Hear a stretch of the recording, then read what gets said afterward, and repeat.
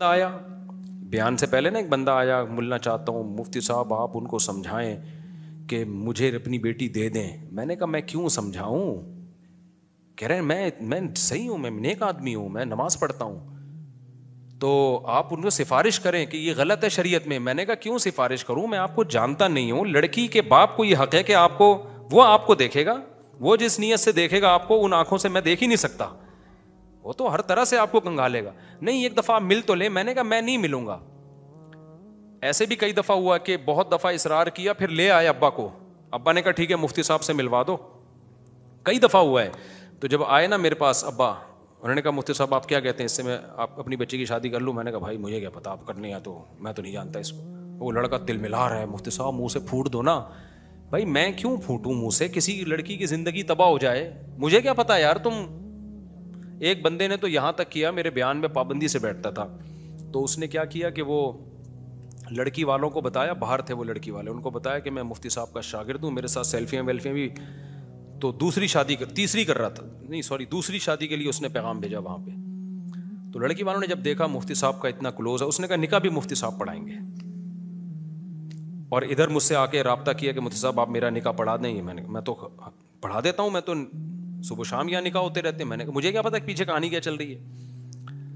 تو میں نے کہا ٹھیک ہے پڑھا دوں گا میں نکاح. جب نکاح پڑھانے کا وقت آیا تو اس نے کہا کہ بھائی وہ لڑکی کے ابا کا فون آ رہا ہے, آپ اٹھا لیں. میں نے فون اٹھایا, میں نے کہا جی.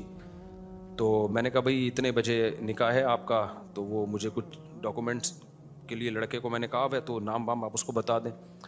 اچھا یہ بات ابھی فون رکھنے ہی والا تھا, ایک دم میرے نا مجھے کوئی چھٹی حص نے کام کرنا شروع کیا. میں نے کہا مجھے ایک بات بتائیں, آپ اپنی بیٹی دوسری شادی پہ اس بندے کو کیوں دے رہے ہیں؟ دوسری شادی پہ آپ اپنی بیٹی اس کو کیوں دے رہے ہیں؟ ویسے ہی جنرل نالج کے لیے پوچھ رہا ہوں, یعنی میرا نام تو کہیں استعمال نہیں کیا.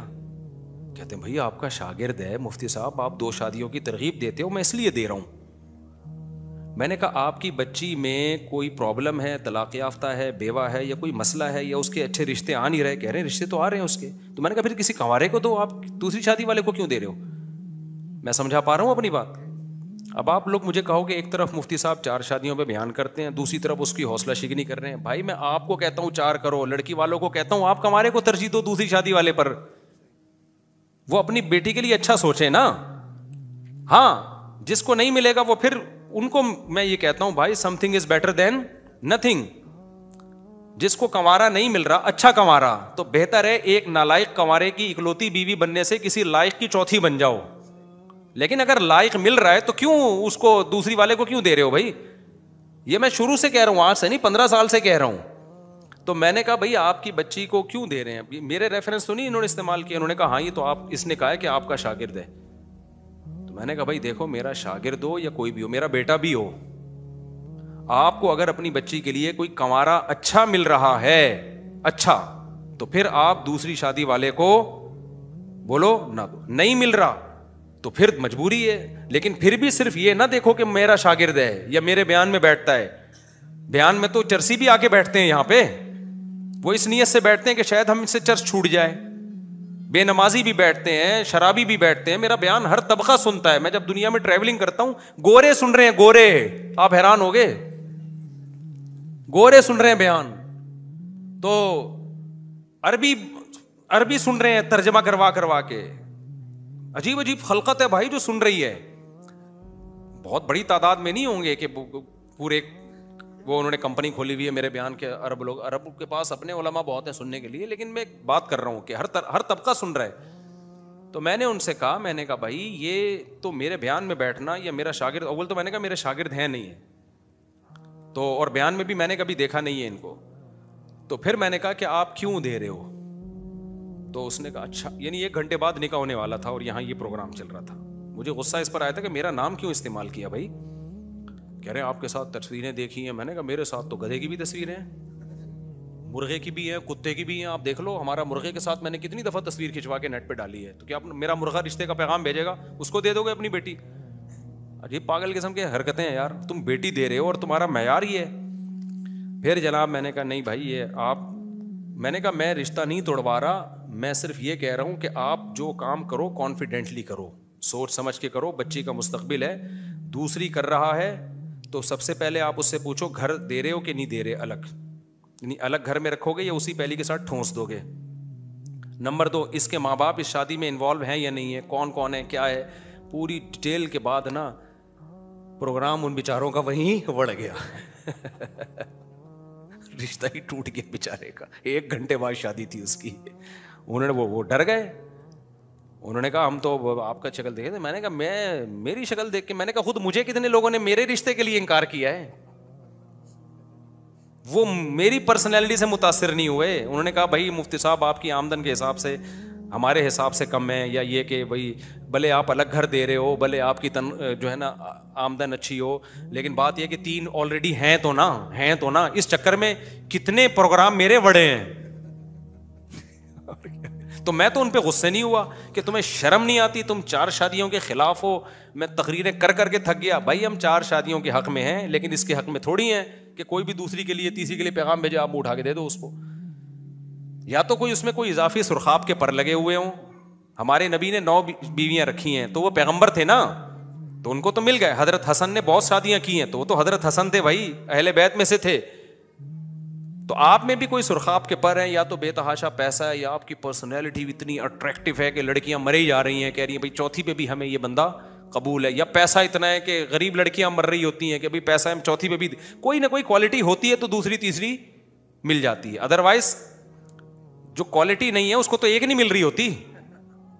کتنے لونڈے لپاڑے آتے ہیں, آپ 4 کی بات کرتے ہو اور ہمیں ایک بھی نہیں مل رہی. تو مجھے شعر یاد آتا ہے, پانی وانی کی بات کرتے ہو, دل جلانے کی بات کرتے ہو, 6 مہینے سے منہ نہیں دھویا, تم نہانے کی بات کرتے ہو. تم کس کی بات کرتے؟ وہ کہتے ہیں مصعب آپ ممبر پہ بیٹھ کے 4 کی بات کرتے ہو, ایک بھی مل رہی. تو میں کہتا ہوں تمہارا روزگار نہیں ہے. ہم کہتے ہیں بے روزگار ہیں. تو بے روزگار کو آدھی بھی نہیں ملتی, ایک تو دور کی بات ہے. کون دے گا بھائی, باپ کہے گا تو کھلائے گا کہاں سے, میرے ہی خرچے پہ اگر میں نے پالنا ہے تو میں اپنے گھر ہی نہ رکھ لوں اس کو. تو مسائل ہیں لوگوں کے ساتھ نا. تو ان کو میں نے سمجھایا, میں نے کہا میں نہیں کہہ رہا کہ آپ اس رشتے سے انکار کر دیں, آپ کریں لیکن سوچ سمجھ کے کریں, اس سے پوچھیں, کراس کوشچن کریں, بیٹا رکھو گے کیسے, برابری کیسے کرو گے, 2 بیویوں کو کھلاؤ گے کیسے, تنخواہ کتنی ہے, میرا منہ دیکھ کے مت کریں. اور میں نے کہا میں کسی کی ذمہ داری نہیں لیتا. تو پروگرام بیچارے کا بڑھ ہی گیا. تو اس لیے مجھ سے سفارش نہیں کروایا کرو کہ لڑکی کے ابا کو سمجھا دیں. میں ابا کو یہ سمجھاؤں گا دیکھ کے کرنا بھائی, دیکھ کے کرنا, بہت اچھی طرح سے دیکھ لینا. ہاں یہ بات میں سمجھا دیتا ہوں کہ اگر وہ کہہ رہے ہیں نا کہ لڑکی کی شادی کرنی ہی نہیں ہے, یہ ایک شرعی مسئلہ ہے, پھر میں سمجھاتا ہوں کہ بھائی آپ کر دیں. اسی طرح یہ بھی کیس میرے پاس جب آتے ہیں کہ رشتہ تو انہوں نے مجھے دے دیا ہے لیکن ابھی شادی نہیں کر رہے, اس پہ میں سمجھاتا ہوں کہ بھائی جب ایک نسبت طے ہو گئی ہے تو نکاح میں کیا کرو جلد. جب آپ کو ایک بندہ سمجھ میں آ گیا ہے نا تو پھر دیر نہ کرو. جہاں شرعی مسئلہ ہوگا وہاں میں ٹانگ اڑاؤں گا, جہاں کسی کی پرسنل لائف ہے تو بیٹی دینا نہ دینا بھائی یہ ان کی ہیڈیک ہے. اور جتنا اچھا فیصلہ ماں باپ کر سکتے ہیں, مفتی طارق مسعود کسی کی بیٹی کے بارے میں اتنا اچھا فیصلہ نہیں کر سکتے, تو وہ وہی کرے گا فیصلہ. ایسے ایسے کیس ہے نا, آپ لوگ کبھی میرے ساتھ بیٹھو بھائی, کیا کیا فلمیں چل رہی ہیں مارکیٹ میں. ایک دفعہ کیا ہوا, پرانا ہو گیا اب نہیں پتہ چلے گا اس کو. ایک لڑکا آیا, میرے ابا نہیں مان رہے شادی پہ,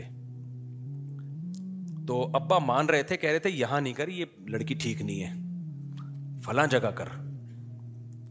تو ابا کہیں اور کروانا چاہ رہے تھے, یہ کہیں اور. یہ پھڈا چل رہا تھا باپ بیٹے میں.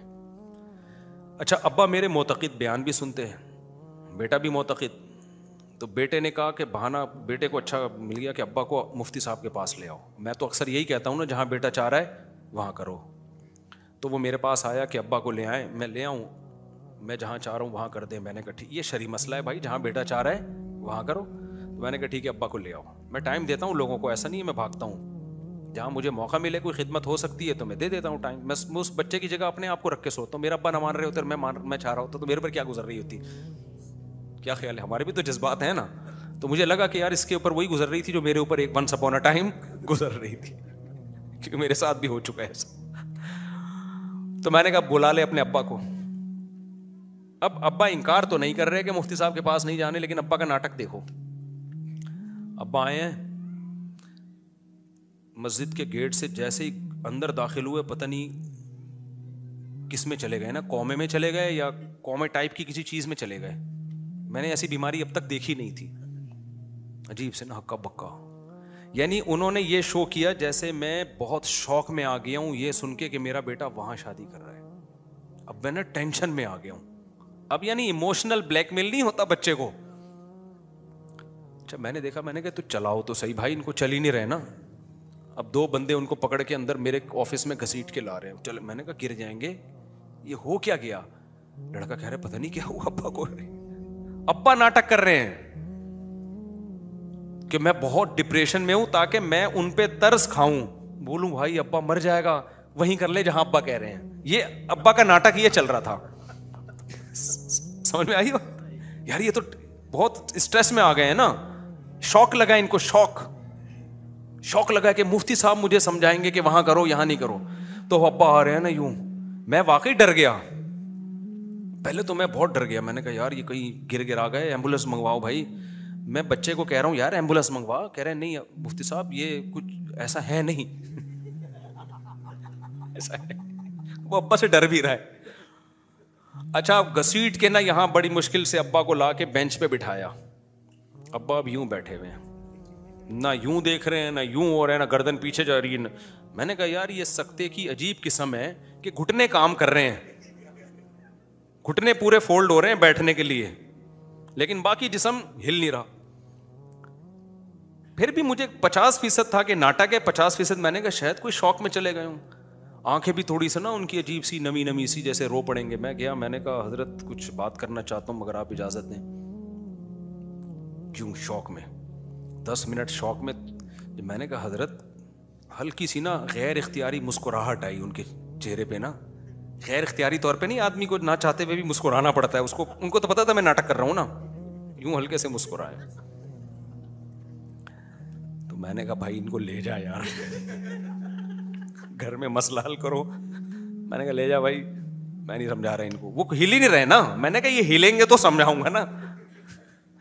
میں نے کہا پتہ نہیں ان کو سنائی بھی دے رہا ہے کہ نہیں دے رہا, یہ تو سکتے میں ہے. وہ بھی کہہ رہا ہے پتہ نہیں ابا کو ہو کیا گیا ہے. میں نے کہا بھائی اس سے پہلے کہ کچھ سچی مچی میں ہو جائے ان کو لے جاؤ. تو ابا بھی بڑی فلم ہے بھائی, ابا بھی آج کل مارکیٹ میں ہلکے. یار چھوڑو بیچارے کو کرنے دو یار, اس کی لائف ہے, انجوائے کرنے دو اس کو جہاں وہ کر رہا ہے. کیوں اتنا اپنے اس کو سر پہ چڑھا دیا؟ کیا کرے یار. مفتی صاحب میں آپ یہ ہو گیا میرے بھائی. اگر دنیا میں ہمیں کوئی تکلیف یا پریشانی آئے تو ہمیں کیسے معلوم ہوگا کہ یہ آزمائش ہے, ہمارے گناہوں کا وبال ہے؟ اگر احساس ہو گیا نا کہ میرے گناہوں کا وبال ہے اور اللہ کی طرف طبیعت مائل ہو گئی تو سمجھ لو یہ اللہ کی طرف سے نعمت ہے. اور اگر کوئی فکر ہی نہیں ہو رہی ہے نا, جب بھی گناہ پر عذاب آتا ہے نا اور وہ عذاب بن کے آئے تو اس میں توبہ کی توفیق نہیں ملتی. پچھلی امتوں کو دیکھ لو, فرعون پہ کتنی مصیبتیں آئیں تو ذرا بھی توبہ کی توفیق نہیں ملی. وہ کہتا ہے یہ موسیٰ کی معاذ اللہ نقل کفر نحوست ہے. تو گناہ سزائیں مل رہی ہیں, پریشانیاں آ رہی ہیں اور دل اللہ کی طرف مائل ہی نہیں ہو رہا, تو سمجھ لو یہ آخرت کے عذاب سے پہلے دنیا کا عذاب ہے.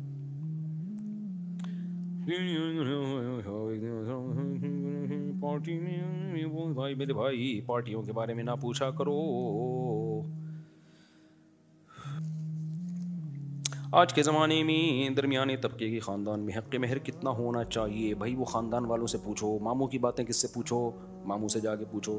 مفتی صاحب میں 18 سال کو اپنے خرچے پہ شادی کرنے کی کوشش کروں لیکن ابو کے بغیر ناممکن ہے. تو چپ. تو جب میں نے ابو سے بولا کہ یہ کام اللہ کے لیے کر دو تو انہوں نے کہا کہ اس میں اپنا فائدہ ہے, باقی لوگ تو ایسے ہی جوان ہو گئے, تم الگ سے آئے ہو جو گناہ سے بچ رہا ہے, باقی دنیا تو پاگل ہے. کیا کریں, ابا کو سمجھانا ایسے ہے جیسے اونٹ کو رکشے میں بٹھانا. میں تو سمجھا رہا ہوں, لوگ ہول سیل کے حساب سے اباؤں کو سمجھا رہا ہوں, بچے کی اپنے خرچے پہ شادی کرتے